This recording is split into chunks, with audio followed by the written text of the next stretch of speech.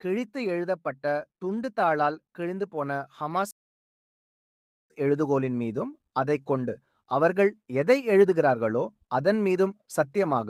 அல் குரான் 68:1. காசா பகுதியில் உணவு பஞ்சம் ஏற்பட்டதற்கும் ஏராளமான உயிர்கள் பலியானதற்கும் இஸ்ரேல்தான் காரணம் என்று வழக்கம்போல் முக்கிய ஊடகங்கள் ஒற்றை காலில் நின்றனர்.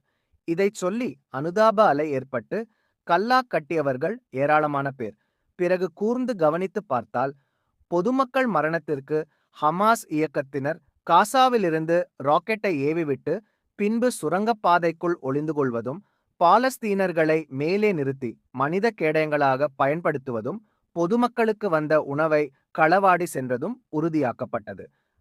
உணவு பஞ்சத்திற்கு இஸ்ரேல் உணவு லாரிகளை தடுத்து நிறுத்தியதுதான் காரணம்.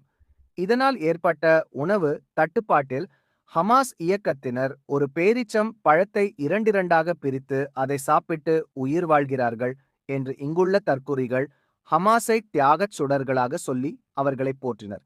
இப்பொழுது கரடியே முட்டுக் கொடுத்தவர்கள் மேல் காரி துப்பியது போல் ஆகிவிட்டது. ஹமாஸ் தீவிரவாதிகள் உடைந்து கிடக்கிற பாலஸ்தீன வீடுகளுக்கிடையில் கடிதங்களை வைத்துப் போகிறார்களாம். ஆங்காங்கே பாலஸ்தீன மக்கள் கண்ணில் படுவது போல் துண்டு சீட்டுகளை வைத்துப் போகிறார்கள். அதில் எழுதியிருப்பது, உங்கள் உணவுகளை உங்களை எங்கள் தேவைகளுக்காக பயன்படுத்திக் கொண்டோம், எங்களை மன்னித்து விடுங்கள் என்று எழுதப்பட்டுள்ளது. தலைக்கு மேலே வெள்ளம் போய்விட்ட நிலையில் தாங்கள் செய்த காவாலித்தனத்தை ஒத்துக்கொண்டுள்ளனர் ஹமாஸ் அக்மார்க் தியாகிகள்.